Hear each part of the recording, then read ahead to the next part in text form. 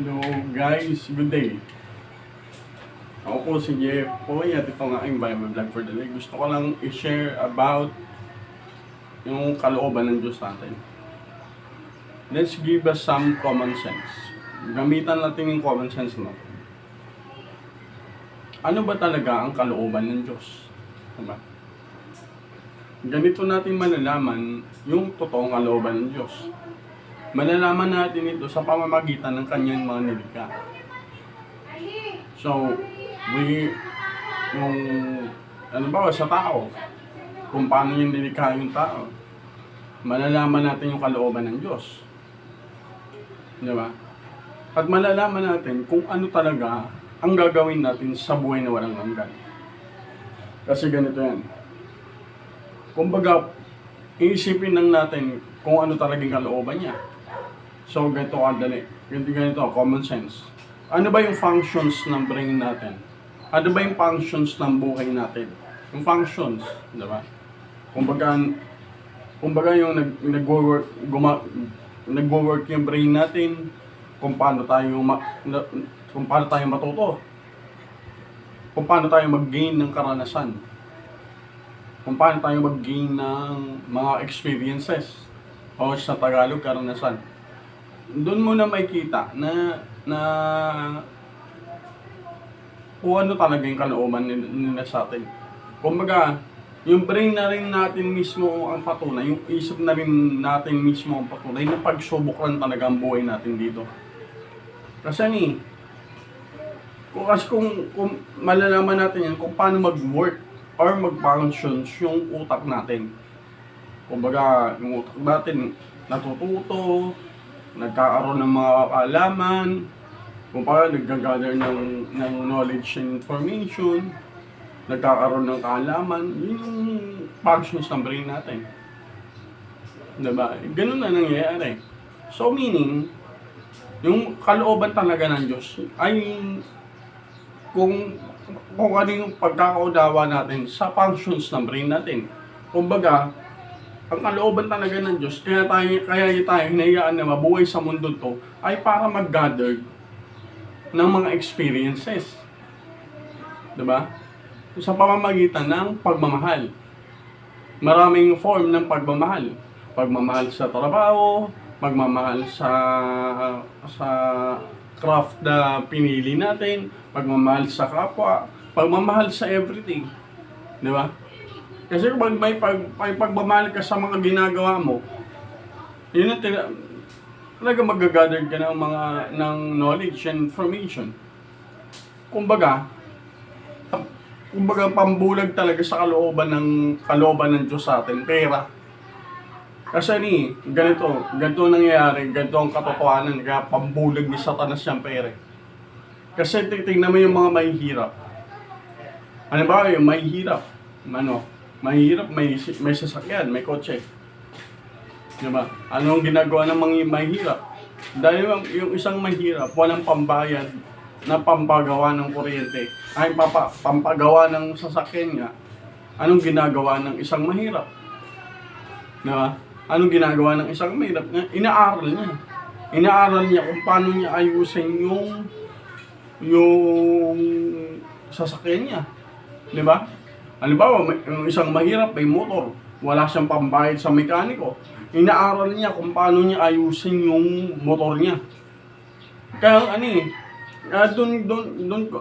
ito personal information, personal na opinion ko to. Kaya mahal ng Diyos yung mahirap. Bakit kanyo? Kasi yung mahirap, gumagawa ng paraan para solusyonan ng bawat problema. Halimbawa, yung isang mahirap, walang pambayad ng tuber. Anong ginagawa?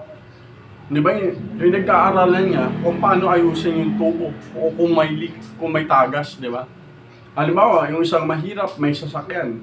Dahil walang pambayad ng mekaniko, nasira yung sasakyan. Ang ginagawa ng isang mahirap, inaaral niya kung paano niya ayusin.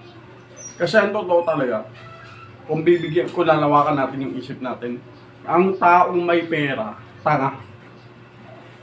Taong may pera, tanga. Ang taong may pera, bobo yan.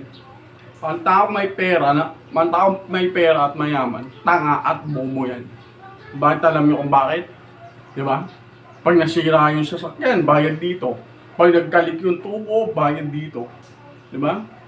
Pag nagkaroon ng problema sa bahay, bayad dito, bayad niya, puro bayad. Ano nangyayari sa utak niya? Hindi niya nagagamit. Ang nagagamit niya yung pera.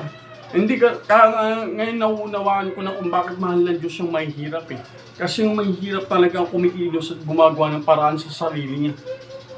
Di ba? Hindi unlike sa mga mayayaman, ay may leak yung tubo, magbabayad ng tubero. Ay sira yung sasakyan ko, magbabayad ng mekaniko. Ay may problema yung motor ko, magbabayad. Ano nangyari sa utak niya? Wala. Kaya kadalasan yung obserbahan natin ha. Kaya kadalasan yung mga mayayaman, alam mo pag nawalan ng pera, nagpapakamatay yan eh. Kaya alam mo yung mayayaman, takot mawalan ng pera yan. Kasi makawalang utak yan. Unlike sa mahirap, di ba? Ganito yung mahirap eh. Mahirap pag walang pera, natututong magsemento. Pag yung mahirap, pag may problema sa taga sa tubo, natututong magtubero. Yung mahirap, natututong magmekaniko. Yung mahirap, natututong mag-ayos ng motor, magbuting-ting ng kahit ano. Eh yung mayayaman, walang alaman yung utak niyan. Kasi alam mo, imbis na mag-gather ng experience, ng karanasan, anong ginagawa niyan? Mangingibang bansa, magbabakasyon, puro katarataduan. Magbabakasyon, magingibang bansa, tapos magre-relax. Puro ganun ang alam yan. Tapos pag may sira yung sasakyan, bayad dito. Pag may tagas yung tubo sa bahay, bayad dito.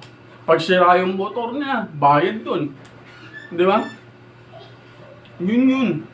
Kaya ang pinakatanga sa mundong to, alam mo yung mayaman. Kasi pag mahirap talaga kasi, ang mahirap kasi dahil walang pambayad. Kaya walang pabayad. Di ba? Halimbawa, nasira yung sasakyan, wala ang pabayad eh. Kaya anong ginagawa? Dahil wala siyang pera, inaaral niya kung paano niya ayusin yung sasakyan niya. Tapos pag nagkaroon ng leak sa tubo, pinag-aaralan niya paano ayusin yung tubo. Di ba? Pansinin nyo, kadalasan ang inaasahan ng mayaman, mahirap. Kasi mahirap ang may kakayanan at may abilidad. Ganun yun. Kaya mga mayayaman, yung may mga pera, mga bobo yan. Kaya iniisip ko bakit kaya sinabi ng Diyos na ang pag-ibig sa salapi ay hugat ng lahat ng uri ng kasamaan? Ngayon alam ko na. Dahil gumagawa talaga ng masama ang tao dahil sa salapi. Kaya yung salapi o yung pera, yan ang patunay na hindi impluwensya ng Diyos yan. Kasi kung hindi galing sa Diyos yan. Kasi kung sa Diyos galing yan, ba't niya sasabihin ng salapi ay ugat ng lahat ng uri ng kasamaan? Di ba hindi niya sasabihin yun kasi galing sa kanya eh. Pero yan ang patunay na hindi galing sa kanya yan. Di ba? Kaya yung patunay talagang bobo talaga yung may pera eh. Sabi ko sa'yo, bobo. Kasi unlike sa kaya halimbawa pag namatay, alam ko na parang nakikita na nabivisualize ko na yung buhay na walang hanggan eh. Kumbaga, ang kalooban ng Diyos talaga, parang nabivisualize yun eh. Ang kalooban ng Diyos talaga, yung mabuhay tayo sa mundong to. Kung ano yung mararanasan natin dito, kung ano yung ma-develop na kakayanan natin dito, paghahanda lang to. Itong buhay na to, paghahanda lang to sa buhay na walang hanggan. Dahil ba?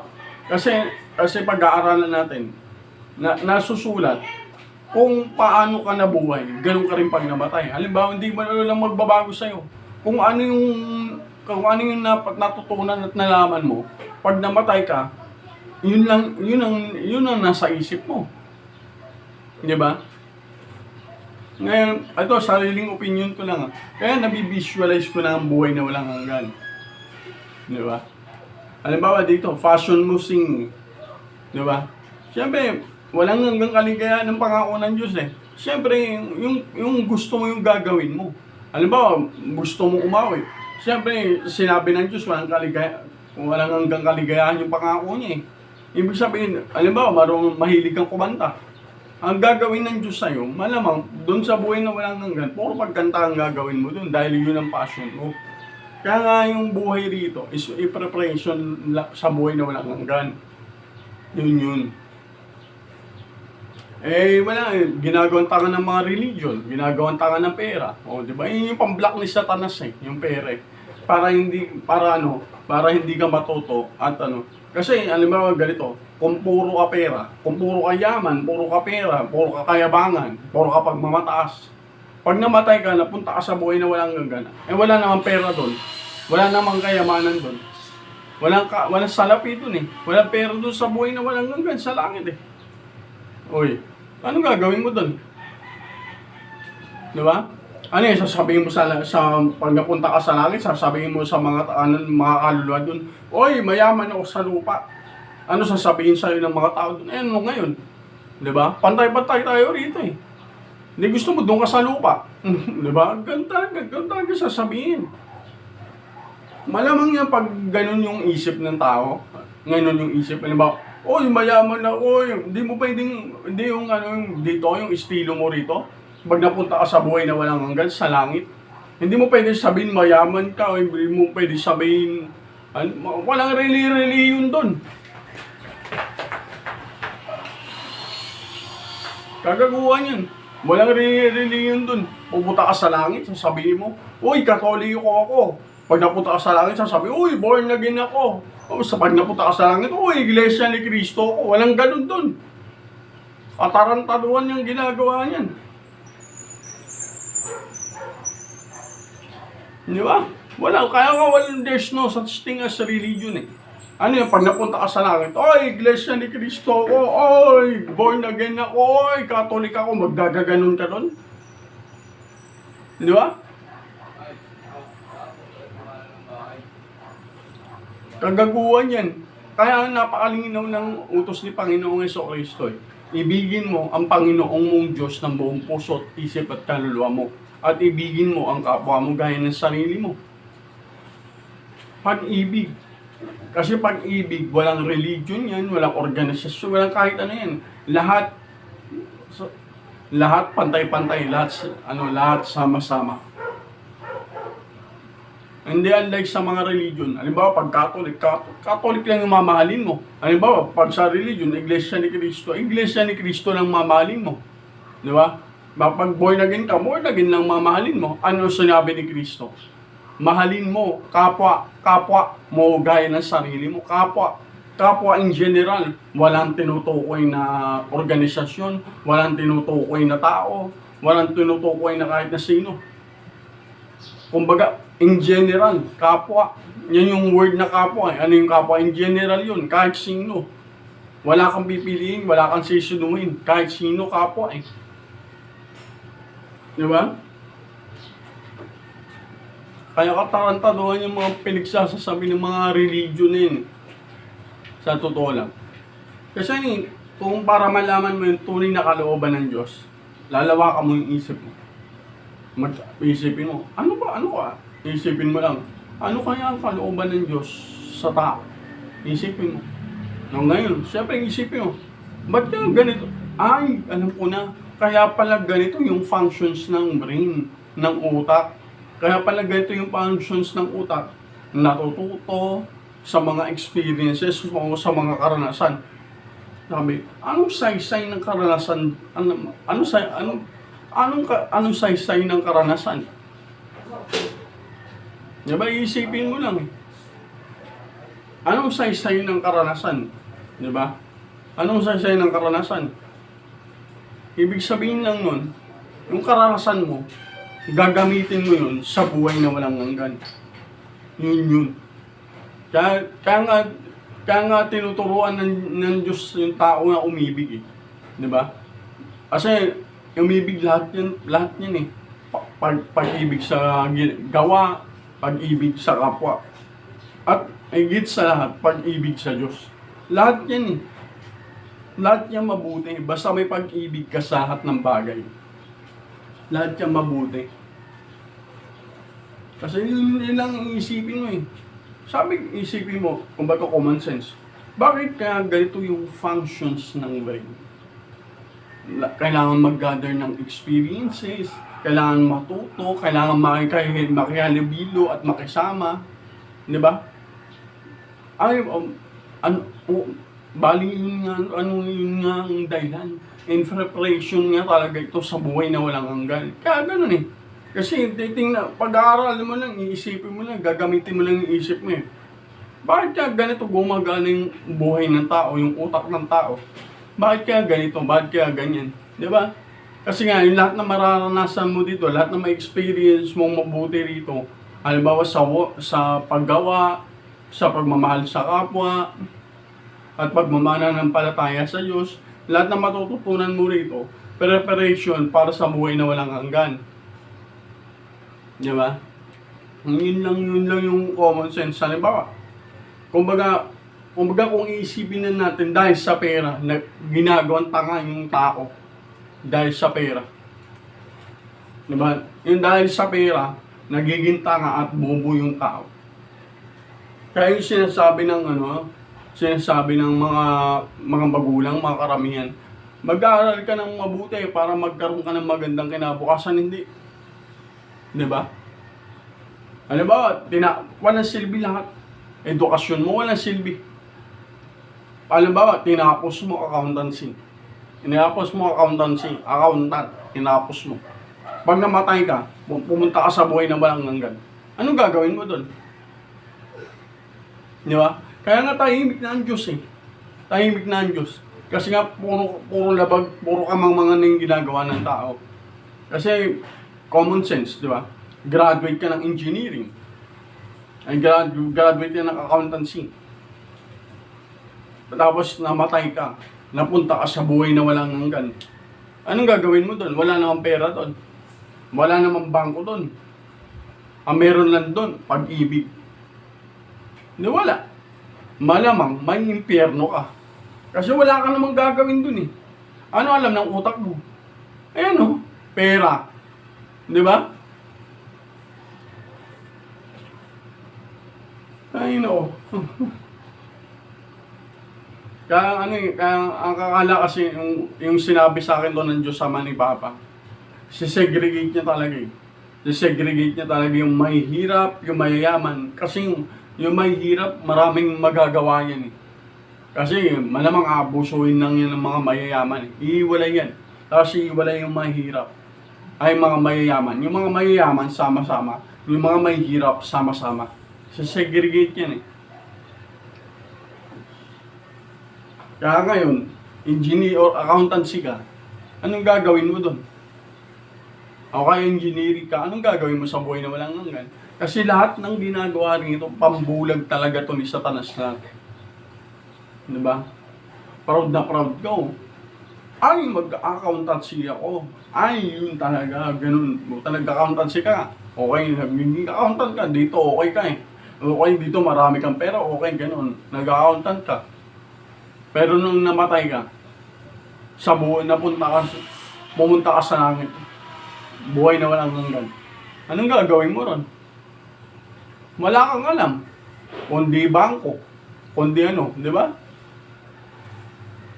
Kaya ang kalooban talaga ng Diyos Ama, yung katulad ng kay Eva at Adan, yung maggagawin mo yung gusto mo.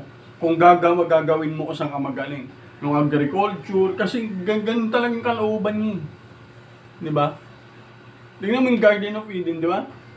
Kung isipin lang natin, kung lalawakan natin ang isip natin, kung talagang kalooban ng Diyos yung ganitong buhay, di dapat, nung panahon pa lang ni Eva at Adan, hindi Garden of Eden yung ginawa niya kay Eva at Adan. Dapat ang ginawa niya kay Eva at Adan, city. Dapat ang ginawa niya kay Eva at Adan, di ba? City o kaya mga kalsada o kaya ganito. Kasi Diyos yan eh. Alam niya ng lahat ng bagay. Di ba? So yun lang hindi niya pa magagawa. Di ba? Walang imposible sa Diyos. Di ba? Kaya itong buhay dito sa bordero daw. Kasi ganito ang talagang ano dito eh. Kasi ito, lahat to, pagmamanipula ni Satanas lahat to eh. Siya talagang lahat may gawaring ito eh. Diba? Pambulag niya, religion, gobyerno, pera, education. Wala na itong lahat. Wala na oh. Diba? Halimbawa, graduate ka ng accountancy. Tapos napunta ka sa buhay na walang hanggan sa langit. Eh wala namang pera doon, wala namang bangko doon. Anong gagawin mo doon? Di ba nasusulat yan? Kasi yung Biblia kasi binago na ng mga Romano yung pinalitan na yan. Yan yung dapat sana. Yung Biblia, ang magiging manual natin. Interpretation sa buhay na walang hanggan. Nandyan nasusulat lahat ng gagawin natin. Nandyan yung nasusulat lahat ng dapat nating gawin at sundin. Yung walang yan, pinagpapalitan eh. Di ba? O anong alam ng tao? Di ba? Wala. Science, pambulag ni Satanas yan eh. Pera, gobyerno, edukasyon yan, mga pambulag ni Satanas yan eh. Di ba? Halimbawa, doktor ka. Tinapos mo, doktor. Di ba? Doktor tinapos mo. Eh napunta ka sa buhay na walang hanggan. Eh wala naman nagkakasakit doon. Wala. Anong gagawin mo ron? Wala.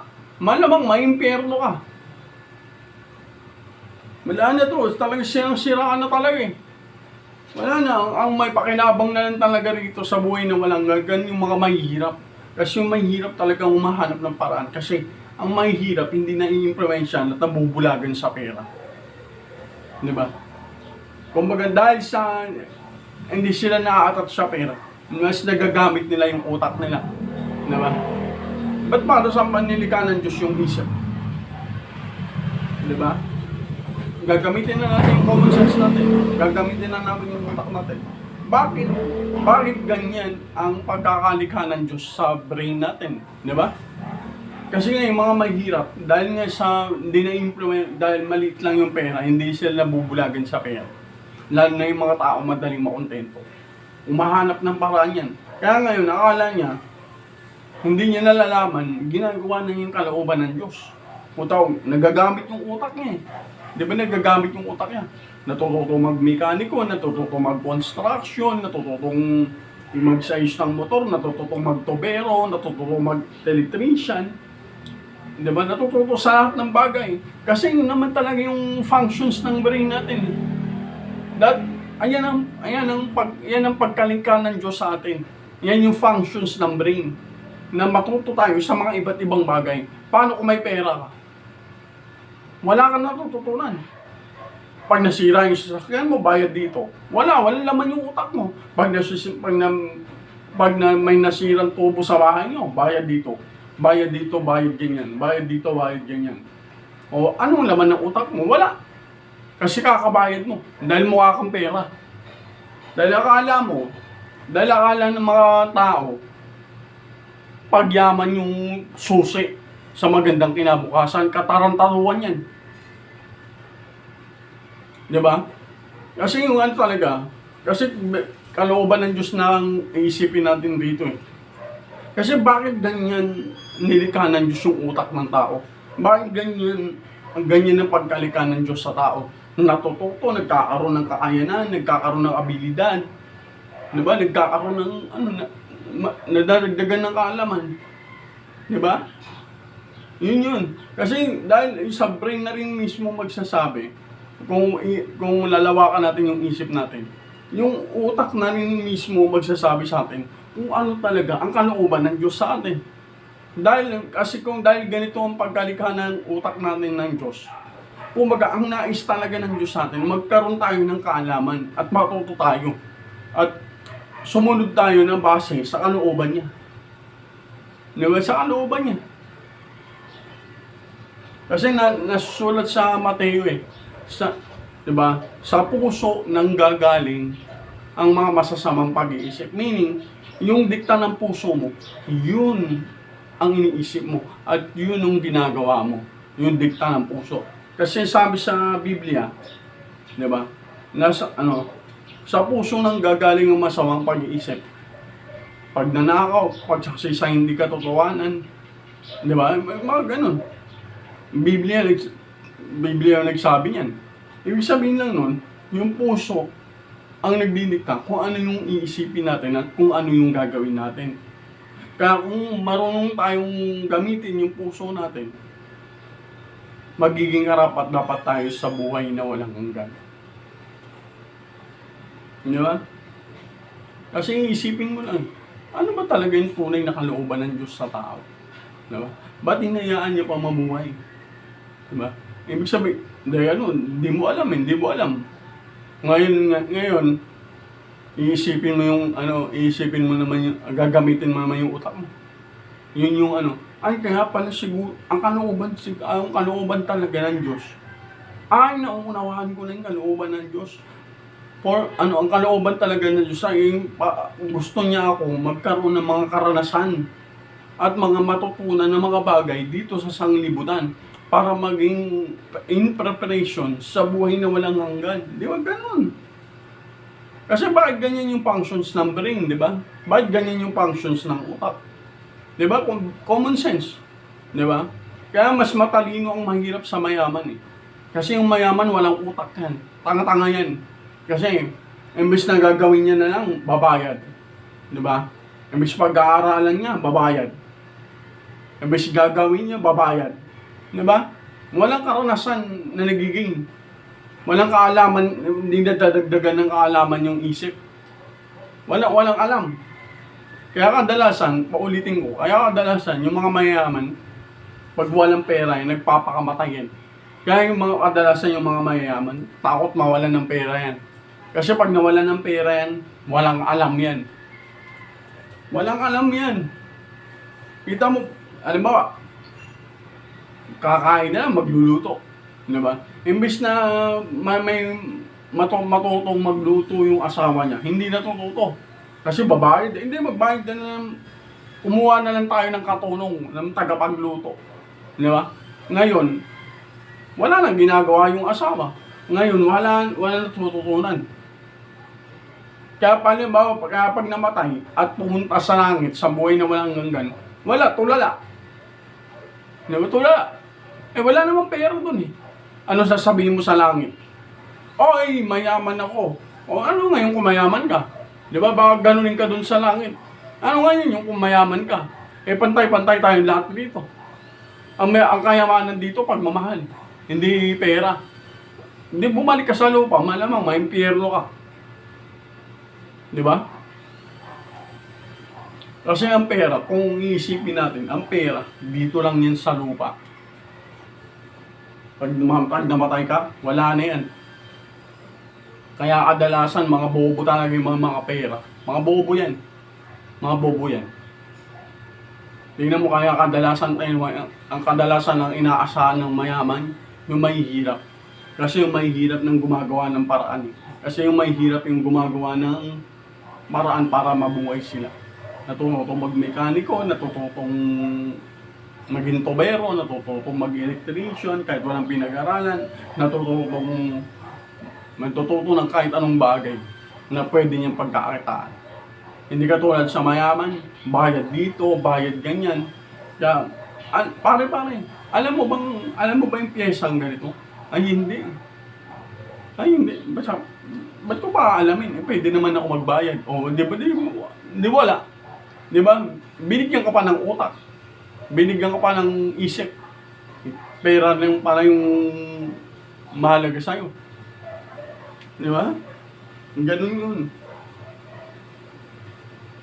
Kaya yung mga tao rito, ako talagang natutunan ako sa Diyos Ama at kay Panginoon ko Jesus. Kaya yung mga tao rito na dumidepende sa pera, lahat na buong mundo na Lahat ng tao dumidepende sa pera. Wala akong bilib sa mga yan. Kaya yung mundong to, wala na to. Mga tanga-tanga ng mga tao rito Kakapera nila, wala nang utak. Mas masarap pang tumira sa squatters area. Alam mo kung bakit? Kasi sa squatters area, hindi ka makakaranas ng kalaitan. Hindi ka makakaranas ng pangalipusta ng kapwa mo. Di ba? Wala. Kasi lahat doon pantay-pantay, walang mayaman, walang mahirap doon. Lahat doon pantay-pantay. Lahat doon nagtutulungan, lahat doon nagdadamayan. Hindi katulad sa mga subdivision o sa syudad. Tang-inang yan. Yayabang. Sabi ko sa'yo. Ang inang yan. Alam mo, wala akong bilib eh. Sasabihin ng mga tao, ay, maganda sasakyan, bagong sasakyan. Puta, may sasakyan nga, maganda nga yung sasakyan. Bakit? Alam niya ba ayusin yan? Hindi. Ano maganda dyan? Di ba? May mag-commute ka na lang, utang na yan. Di ba? Hindi mo naman ayusin yung sasakyan, hindi mo naman alam ayusin yan eh.